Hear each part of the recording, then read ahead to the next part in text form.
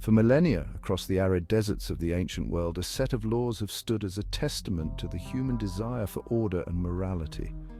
These 10 commandments, etched in stone, have served as a moral compass, guiding the actions and shaping the beliefs of countless generations. But what is the relevance of these ancient edicts in a world saturated with modern complexities?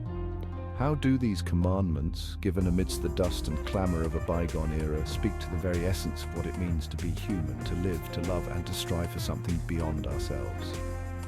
In this series, we embark on a journey to uncover the profound wisdom embedded within the 10 Commandments. We will delve into the teachings of Jesus Christ, a figure whose life and words have left an indelible mark on human history, to understand how he interpreted and breathed new life into these ancient laws. Join us as we traverse the rugged landscapes of faith, morality, and the human condition to discover the timeless relevance of the 10 Commandments in the 21st century.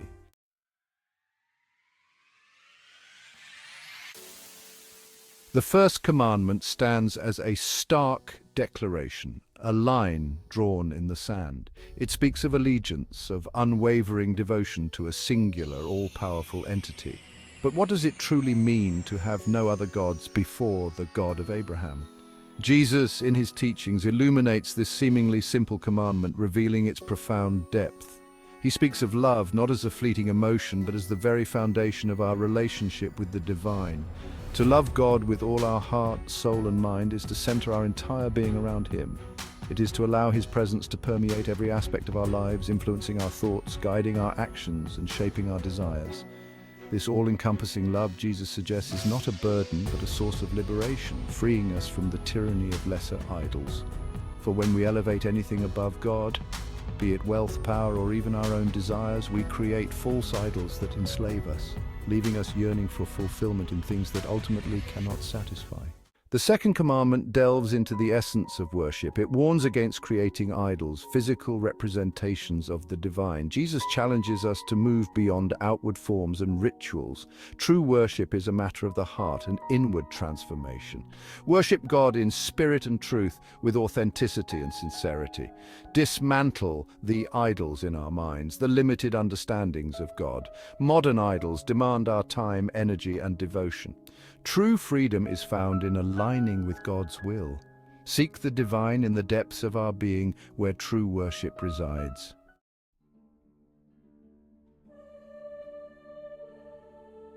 Chapter 4. The third commandment, respect for the divine. The third commandment, you shall not take the name of the Lord your God in vain, speaks to a reverence deeply ingrained in the human spirit. Across cultures and throughout history, names have held power, a connection to the essence of a being. For the Israelites, God's name, Yahweh, was more than a label. It represented the very breath of existence, the source of all creation. To utter it lightly or carelessly was to disrespect the divine majesty, to show a disregard for the sacred. Jesus, steeped in this tradition, understood the weight of words, particularly when invoking the divine. He taught his followers to approach prayer with sincerity, not as a perfunctory ritual, but as a genuine conversation with the Almighty. His own prayers, often filled with raw emotion and vulnerability, serve as powerful examples of this respect and reverence. He addressed God as Abba, a term of endearment akin to father, reflecting an intimacy born of deep love and respect. But Jesus' teachings on the third commandment extend beyond the literal use of God's name. He delves into the heart of the matter, addressing the hypocrisy of outward piety that masks inward emptiness. He challenges those who use religious language and rituals as a shield, a way to appear righteous while their actions betray their true nature. For Jesus, true reverence lies not in empty pronouncements, but in a life aligned with God's will. This alignment manifests in compassion, forgiveness, and love for one another. It's about living out the values embodied by the divine name, reflecting its holiness in every interaction and decision. To truly honor God's name, Jesus suggests, is to embody its essence, to be a living testament to the love, mercy, and justice that it represents. This, he emphasizes, is the truest form of worship.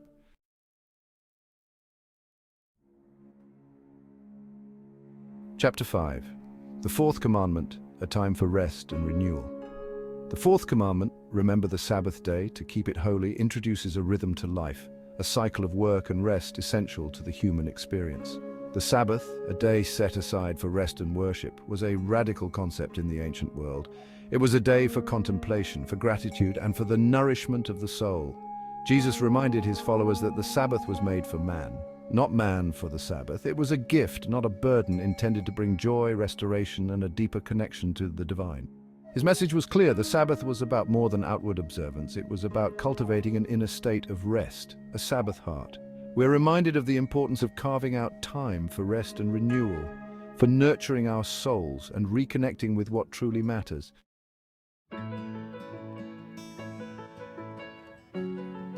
Chapter 6. The Fifth Commandment, the foundation of family and society. Honor your father and your mother. The fifth commandment is the foundation of family and society. It ensures care and dignity for the elderly. For the Israelites, it was about gratitude and respect, acknowledging wisdom and experience. Jesus upheld this commandment, emphasizing love and respect. He expanded its meaning to include compassion and forgiveness. True family extends beyond blood ties, embracing all in God's love.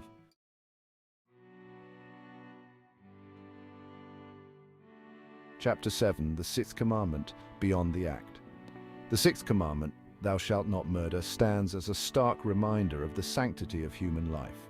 Jesus taught that murder begins long before a hand is raised in violence. Anger and hatred, he warned, are no different from murder in the eyes of God. He offered a radical alternative: love and forgiveness. Overcome evil with good. Choosing forgiveness over anger heals the wounds of the past. We become ambassadors of peace, reflecting the heart of God.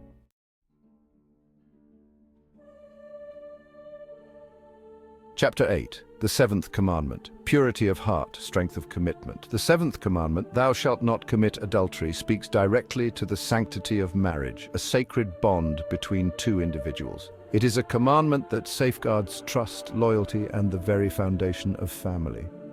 Jesus, however, challenges us to look beyond the physical act of adultery and to examine the state of our hearts. He teaches that lustful thoughts harbored and entertained are just as damaging as the act itself.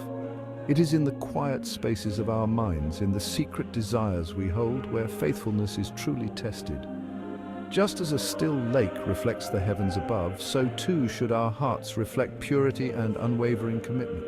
Jesus reminds us that true intimacy thrives not on fleeting desires, but on a foundation of respect, unwavering love, and a deep spiritual connection. Maintaining this purity of heart requires constant vigilance, a conscious effort to guard our thoughts and actions. It means turning away from temptation, seeking strength in prayer, and nurturing a deep and abiding love for our partners. It is in the everyday acts of kindness, the small gestures of affection, and the unwavering commitment to open communication that we build a fortress of fidelity. The seventh commandment, as illuminated by Jesus, is not merely a rule to be followed, but a call to cultivate a love that is pure, selfless, and enduring. It is a reminder that true happiness in relationships comes not from seeking fleeting pleasures, but from nurturing a love that is as strong as it is sacred.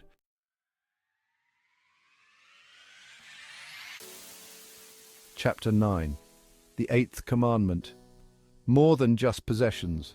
The Eighth Commandment, Thou shalt not steal, might seem straightforward, a clear directive against taking what is not ours. It is the bedrock upon which a just and equitable society is built. Yet Jesus encourages us to look beyond the mere act of theft and to examine the very essence of our intentions. He teaches that true honesty runs deeper than simply refraining from physical theft. It encompasses honesty in our words, integrity in our dealings, and a genuine desire to live a life free from deceit. To steal, Jesus teaches, is not just to take a possession, but to take advantage of another's trust, to exploit their vulnerability for personal gain. It is in these subtle betrayals, in the compromises we make for the sake of expediency, that true honesty is often tested. Jesus, a beacon of compassion and generosity, understood the human tendency towards greed. He knew that true contentment comes not from accumulating possessions, but from cultivating a spirit of generosity. He taught his followers to share what they had with those in need, to find joy in giving rather than receiving. This spirit of generosity, he argued, is the antidote to the poison of greed. For when we focus on the needs of others, when we open our hands in generosity, we discover a deeper sense of purpose and fulfillment. The eighth commandment then becomes not just a rule to be followed, but an invitation to live a life marked by integrity, honesty, and a deep-seated generosity of spirit. It is a call to recognize that true wealth lies not in what we possess, but in the richness of our relationships and the good that we do in the world.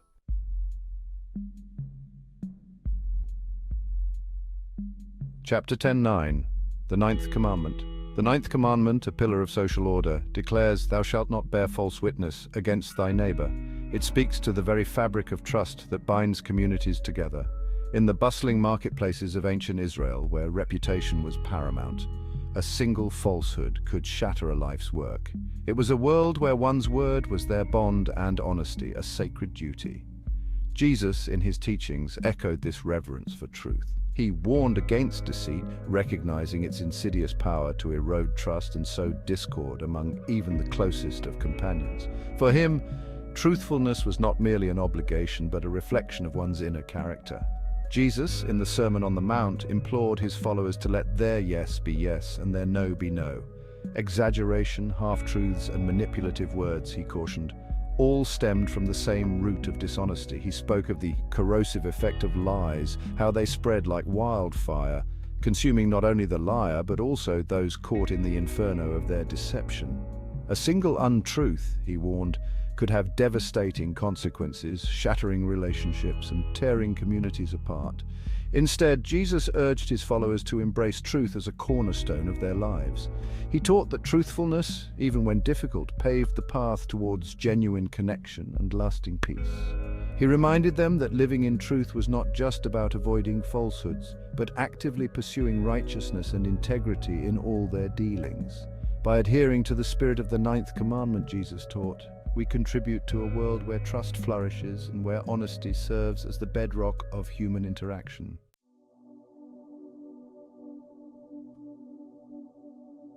Chapter 11. 10.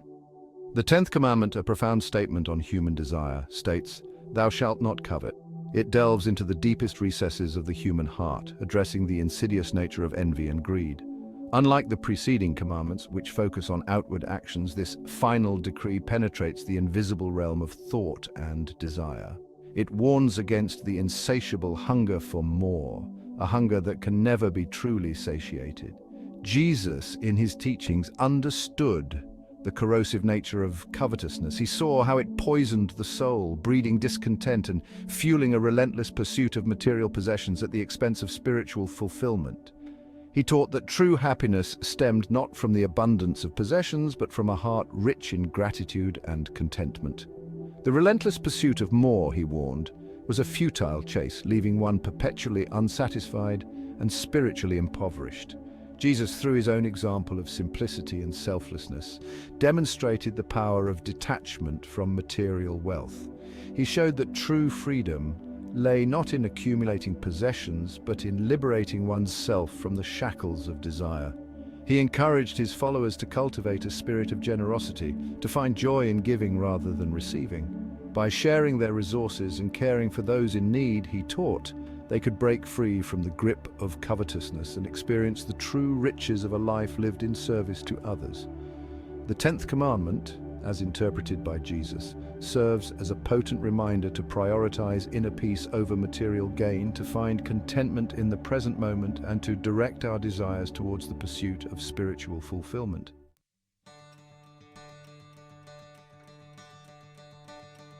Chapter 12. Outro. And so we conclude our exploration of the 10 Commandments, not as rigid dictates etched in stone, but as living principles, illuminated and enriched by the teachings of Jesus Christ. He urged us to look beyond the letter of the law, to delve into the spirit behind each commandment, and to embrace their deeper meaning in our daily lives.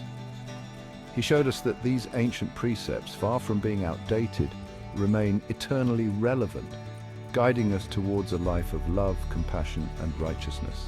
As you go about your lives, let these teachings resonate within you.